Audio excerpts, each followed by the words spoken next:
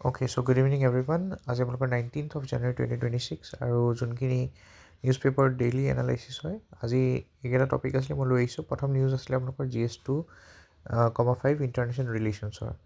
চ' recently আপোনালোকে জানে যোনটো ডিছপিউট হৈ আছে গ্ৰীণলেণ্ডত তাৰ লগত জড়িত নিউজ আছিলে যে এতিয়া ইউনাইটেড ষ্টেটছে কি কৰিব 10% ট্ৰেড টেৰিফ লগাব অন দ্য 8 ইউৰোপিয়ান কাণ্ট্ৰিজ। এতিয়া আপুনি জানে চাগে যোৱাকালি যোনখন আপোনাৰ নিউক যোনটো কেপিটেল হয় আপোনাৰ গ্ৰীণলেণ্ডত, তাত ছুইডেনৰ প্ৰেছিডেণ্ট, তাৰ উপৰিও প্ৰাইম মিনিষ্টাৰ, তাৰ উপৰিও 8খন ইউৰোপিয়ান কাণ্ট্ৰিজৰ এটা মিটিং হৈছিলে আৰু তাত বেলেগ বেলেগ ইউৰোপিয়ান কাণ্ট্ৰিজ যেনেকৈ Denmark, Norway, Sweden, France, Germany, United kingdom আৰু নেডাৰলেণ্ডছ আৰু ফিনলেণ্ড ইহঁতে মিলি পেলাই কি কৰিছিলে নিজৰ মিলিটাৰী মানে প্ৰভাইড কৰিছে গ্ৰীণলেণ্ডত। ঠিক আছে, চ' এতিয়া নম্বৰ্ছবিলাক বহুত মানে কমকৈ দিছে, 5জন 10জন সৈন্য পঠাইছে তেনেকেই কৈছে, বাট actual figures R different. Okay, চ' সেইকাৰণে কি হৈছে এতিয়া মানে এতিয়া USA গ্ৰীণলেণ্ডক অকুপাই কৰা যোনটো ৰিজন দিছে সেইটো হ'ল প্ৰথম কথা it's very close to Russia and চাইনাৰো যোনটো প্ৰেজেঞ্চ আছে in the maritime water of the Arctic সেইটো কাৰণে কৰিছিলে। অ'কে, কিন্তু এতিয়া ৰিজনটো চাওক, এতিয়া আমেৰিকাই সেইটো দিছে হয়,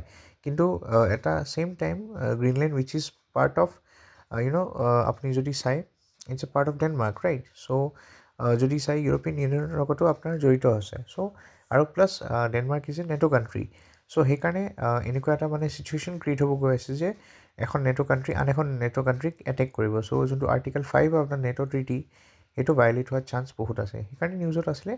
কিন্তু এতিয়া চাওক ডনাল্ড ট্ৰাম্পে এজ ইউজুৱেল আপুনি জানে ট্ৰেড টেৰিফ যোনটো হয় ইণ্ডিয়াৰ ওপৰতো কৈ আছে, অলৰেডি 50% লগাই থৈছে, 500% টেৰিফ লগোৱাৰ কথা কৈছে, আৰু এতিয়া যদি চাই 10% ট্ৰেড টেৰিফ এই 8খন ইউৰোপিয়ান কাণ্ট্ৰিজত লগোৱাৰ কথা কৈছে। চ' এইকাৰণে নিউজত আছিলে।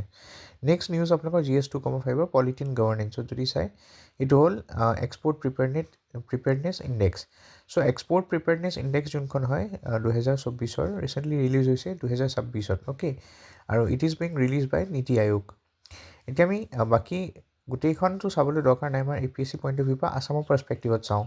এতিয়া অসমৰ যদি ৰেংক চাই ইন দ্য এক্সপৰ্ট প্ৰিপেয়াৰনেছ ইণ্ডেক্স 2024 সেইটো হয় 24। মনত ৰাখিব ইজিও, 2024 ইণ্ডেক্স হয় আৰু অসমৰ ৰেংক কিমান হয় 24 হয়।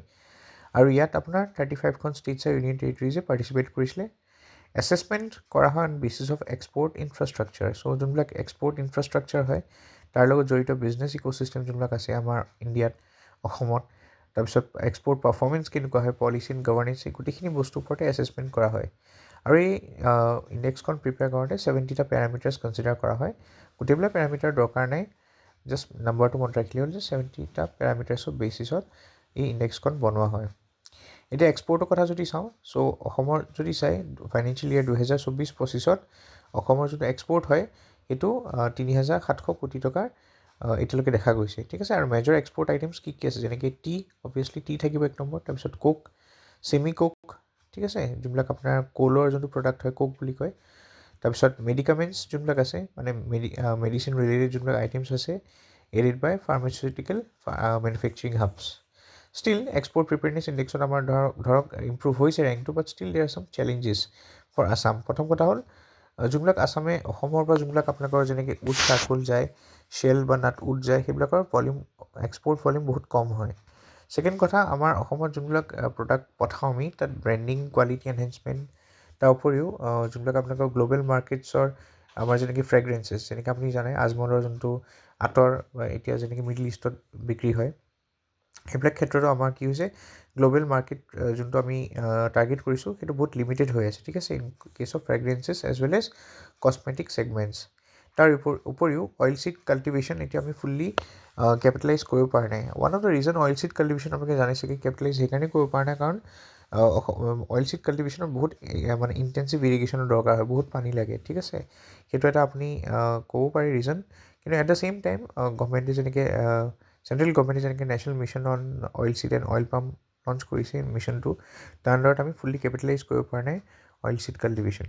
তাৰ উপৰিও need of processing infrastructure and certification scheme, যেনেকৈ NABL নিচিনা বডি যোনে এক্ৰিডিশ্যন দিয়ে, ঠিক আছে, সেইবিলাক আমাৰ অসমলৈ আনিব পৰা নাই। তাৰ উপৰিও EIC এপ্ৰুভ টেষ্টিং চেণ্টাৰ্ছ যোনবিলাক হয় টি এণ্ড এগ্ৰি প্ৰডাক্টছৰ কাৰণে, so' sufficient amount of EIC approve testing centre অসমত নাই। ঠিক আছে, যাৰ কাৰণে টেষ্টিং কৰিবলৈ আমি কলকাতা বা হায়দৰাবাদ তেনেকৈ বেলেগ লেবৰ ওপৰত ডিপেণ্ডেণ্ট হ'বলগীয়া হয়। তাৰ উপৰিও হাই লজিষ্টিক কষ্ট আছে আৰু চাৰ্টিফিকেশ্যন বটলনেক্স আছে। কোল্ড চেইন ইনফ্ৰাষ্ট্ৰাকচাৰ ডেভেলপ হোৱা নাই অসমত, তাৰ উপৰিও কাৰ্গো ছাৰ্ভিচেছো লিমিটেড হৈ আছে। আমাৰ ৰোড ইনফ্ৰাষ্ট্ৰাকচাৰ বহুত হাইলি এতিয়া 4 লেনিং হৈ আছে, আপোনালোকে জানে নেশ্যনেল হাইৱে 715 যোনটো কলিয়াবৰৰ পৰা আপোনাৰ যোৰহাটলৈকে যাব। চ' সেইবিলাকতো 4 লেনিং কাম চলি আছে, কিন্তু ৰিজন চাওক, অকল ৰাস্তা বনালেতো নহ'ব ন, আপোনাৰ যোনটো কাৰ্গো ছাৰ্ভিচেছ হয় এইবিলাক কমাৰ্চিয়েল কাৰ্গো ছাৰ্ভিচেছ বঢ়াব লাগিব, ঠিক আছে। তাৰপিছত এক্সপৰ্ট বেছো অসমত বহুত নেৰ' হৈ আছে। তাৰ উপৰিও আমি এটা পাৰ্টিকুলাৰ প্ৰডাক্ট যোনটো হয় টি ওপৰত বেছি আমি মানে গুৰুত্ব দি আছোঁ, বাকী প্ৰডাক্টবিলাকৰ ওপৰত আমি এক্সপৰ্টত গুৰুত্ব দিয়া নাই। চ' সেইটো এটা ৰিজন হয় যাৰ কাৰণে আপোনাৰ অভাৰঅল এক্সপৰ্ট প্ৰিপেয়াৰনেছ ইণ্ডেক্সত অসমৰ ৰেংক 24ত আছে। হয়তো ইন ফিউচাৰ বাঢ়িব মানে আৰু ইম্প্ৰুভ হ'ব, বাট ডেট উইল বি চিন ইন ডিউ টাইম। আৰু তাৰ উপৰিও চাওক, টিৰ ওপৰত বেছি আমি ৰিলাই কৰিবও নোৱাৰোঁ, কাৰণ কিয় tea is subjected to global price fluctuation. তাৰ উপৰিও ক্লাইমেট চেঞ্জৰ কাৰণে টি প্ৰডাকশ্যনো কমি গৈছে, ঠিক আছে। তাৰপিছত নেক্সট আৰু এটা ইছ্যু আছে, মানে চেলেঞ্জ আছে, যেনেকৈ lack of skilled talent in innovation driven industries. So' innovation driven ইণ্ডাষ্ট্ৰিবিলাকত আমাৰ অসমৰ যোনবিলাক মেন পাৱাৰ হয় তাত স্কিল নহয়, ঠিক আছে। So' training, adequate training provide কৰিবলৈ কাৰণে বেলেগ স্কিল ট্ৰেইনিং চেণ্টাৰবিলাক পঠাবলগীয়া হয়। আকৌ issues of unaccounted exports due to exporters bypassing formal trade channels and ignoring standard export procedures. মানে কি হয়, যেতিয়া আমাৰ এক্সপৰ্টাৰ্ছবিলাকে আমাৰ ইয়াৰ পৰা কিবা বস্তু পঠায়, ফৰ্মেল ট্ৰেড চেনেল যোনটো হয় সেইবিলাক দি পঠাব লাগে। কিন্তু বহুতে কি কৰে, নেপালৰ থ্ৰুৱেদি ধৰক মনে মানে চোৰাংকৈ ধৰক বস্তুবিলাক পঠায়। চ' সেইবিলাকত কি হয়, আমাৰ বহুত লছ হয়, অ'কে। চ' অভাৰঅল ইকনমিত বহুত লছ হয়, কাৰণ আমি যোনবিলাক কাষ্টমছ বা যোনবিলাক আপোনাৰ যোনবিলাক টেক্স থাকে সেইবিলাক আমি কালেক্ট কৰিব নোৱাৰোঁ। তাৰ কাৰণে আমাৰ অভাৰঅল ইণ্ডিয়ান ইকনমি বা অসমৰ ইকনমিত বহুত বেছি লছ হয়। ছেকেণ্ড নিউজটো আছিলে at home invite Republic day 2026। আপোনালোকে জানে চাগে প্ৰতি বছৰে প্ৰেছিডেণ্ট অফ ইণ্ডিয়াই কি কৰে, এট হোম ইনভাইট দিয়ে। আৰু এইবাৰ যদি চাই হোম ইনভাইট যোনটো ৰিচিপশ্যন দিব আপোনালোকৰ, তাত আপোনাৰ অষ্টলক্ষ্মী অসমৰ মানে নৰ্থ ইষ্টৰ 8খন ছিষ্টাৰ ষ্টেটছক ৰিপ্ৰেজেণ্ট কৰিব আমাৰ কালচাৰক। চ' এবাৰ এট হোম ইনভাইটিজত যাক মাতিব, মানে 26 জানুৱাৰী যেতিয়া ৰাষ্ট্ৰপতি ভৱনত মানে ফিষ্ট হ'ব, তাত আপোনাৰ কি হ'ব, ইনভাইটিছখিনি আহিব ন, সিহঁতক এবাৰ যদি চাই আপোনাৰ নৰ্থ ইষ্টৰ বেলেগ প্ৰডাক্ট মানে সিহঁতক গিফ্ট কৰা হ'ব। চ' যাক স্পেচিয়েল ইনভিটেশ্যন পায়, তেনেকৈ VIP বা VVIP মানুহ বা তেনেকুৱা কমন মানুহ হ'ব পাৰে, কোনোবা ফিল্ডত এক্সপাৰ্ট হ'ব পাৰে, তেনেকুৱা মানুহকে ইনভিটেশ্যন দিয়ে। এট হোম ইনভাইট বুলি কয়, এইটো প্ৰেছিডেণ্ট অফ ইণ্ডিয়াই দিয়ে, ঠিক আছে। এতিয়া অসমৰ এৰী বা অহিংসা চিল্ক যোনটো কওঁ আমি, সেইটো ডিছপ্লে হ'ব, মানে সেইটো গিফ্ট কৰা হ'ব।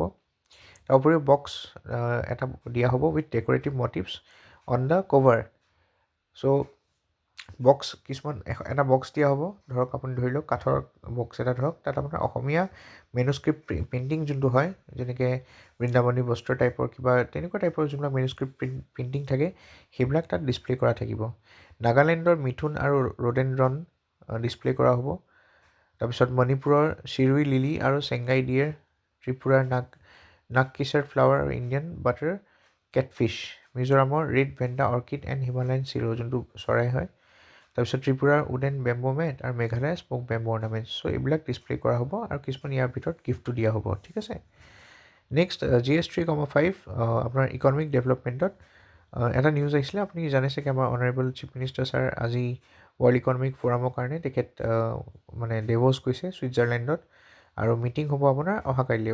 আই মিন আজিৰ পৰাই ষ্টাৰ্ট হৈ গৈছে, আজি প্লেনাৰী ছেশ্যন আছিলে। আৰু 19 to 23 এই মানে এইকেইদিন কণ্টিনিউছলি আপোনাৰ কি হ'ব, তেখেত বিজি থাকিব। চ' বহুতে এটা সন্মানৰ কথা যে অসমৰ প্ৰথম অসমীয়া আপুনি ক'ব পাৰে যোনে মানে ভাৰতক ৰিপ্ৰেজেণ্ট কৰিছে। তাৰ লগতে তেলেংগানাৰ যোনজন চিফ মিনিষ্টাৰ হয় চন্দ্ৰবাবু নাইডু, তেখেতো গৈছে, অ'কে। চ' অন্ধ্ৰপ্ৰদেশৰ যোনজন চিফ মিনিষ্টাৰ হয় চন্দ্ৰবাবু নাইডু, তেখেতো গৈছে। তাৰ উপৰিও আমাৰ অনাৰেবল চিফ মিনিষ্টাৰ ছাৰো গৈছে। And he is the first Assamese to represent Assam as well as India in the World Economic Forum, okay. So' he will be representing Assam in the World Economic Forum for the first time. আৰু এইটো ইম্পৰ্টেণ্টো হয়, কাৰণ আমাৰ ফেব্ৰুৱাৰীত আপুনি জানে চাগে আমাৰ এডভান্টেজ আছাম যোনটো 2.0 হয় সেইটো হৈ গৈছিলে। চ' আমাৰ CM ছাৰে ট্ৰাই কৰি আছে, আৰু আই মিন যোনবিলাক আমাৰ যেনেকৈ আমি কওঁ ছাউথ ইষ্ট এছিয়ান ইকনমিখিনিকতো মানে এডভান্টেজ আছাম 2.0 আণ্ডাৰত আনিছেই। জাপান আহিছিলে, বহুত ইনভেষ্টৰ্ছ আহিছিলে। তাৰ উপৰিও যদি চাই ৱৰ্ল্ড ইকনমিক ফ'ৰামত যদি অসমক ৰিপ্ৰেজেণ্ট কৰে, তেতিয়া কি হ'ব, আৰু বেছি ইনভেষ্টমেণ্ট অহাৰ চান্স আছে ইন ফিউচাৰ যদি এডভান্টেজ আছাম 3.0 অৰ্গেনাইজ কৰা হয়। So' obviously this investors will be coming to Assam, okay. So' that's a good sign for us. And তাৰ উপৰি যদি চাই CM of Assam to participate in the 5-day conference to represent Assam before the global industry list. আৰু ইয়াত এই particular world economic ফৰামৰ যোনখন annual meat হয় 2026 ইয়াত আপোনালোকৰ গ্ল'বেল ইণ্ডাষ্ট্ৰিয়েলিষ্ট ইকনমিষ্ট তাৰপিছত যোনবোৰ মাল্টিনেশ্যনেল কোম্পানীজৰ চিফ এক্সিকিউটিভ অফিচাৰ CEO থাকে তাৰ উপৰিও leaders of World Bank International Monetary Fund আৰু ৱৰ্ল্ড ট্ৰেড অৰ্গেনাইজেশ্যন চব আহিব সকলো আহিব ঠিক আছে এক্সপেক্টেশ্যন কি হয় increase investment and economic prospects in Assam obviously হ'ব সেইটো আৰু more than 17 meetings and signing of MOUs will take place চ' আমি চাম 23 তাৰিখ 24 তাৰিখে গোটেইখিনি ব্ৰিফিং হ'ব CM ছাৰ যেতিয়া ঘূৰি আহিব তাৰ উপৰি আমি যোনবিলাক ডেভেলপমেণ্ট হয় CMO আছাম আৰু CM ছাৰৰ যোনটো হিমন্ত বিশ্ব শৰ্মা পৰ্টেল হয় তাত আমি এক্সৰ হেণ্ডেলত চেক কৰি থাকিম তাত মই আপডেট কৰি থাকিম বস্তুখিনি অ'কে চ' এতিয়া মনত ৰাখিব 17খন মিটিং হ'ব বহুতখিনি MOU চাইন হ'ব গোটেইখিনি ডিছকাছ কৰিম মই after the entire meeting is over okay আজি এটা লাইভ ছেশ্যন কৰিছিলোঁ 7টা বজাত So I hope you saw this video interview session karne asle just you can go through this video so iman khini asle aji discussion so I hope you like the video so thank you for watching this video aru moi aru agolo tenike analysis aini thakim oha kailio so bhalke poribo notes kini banai thakibo and keep preparing thank you good night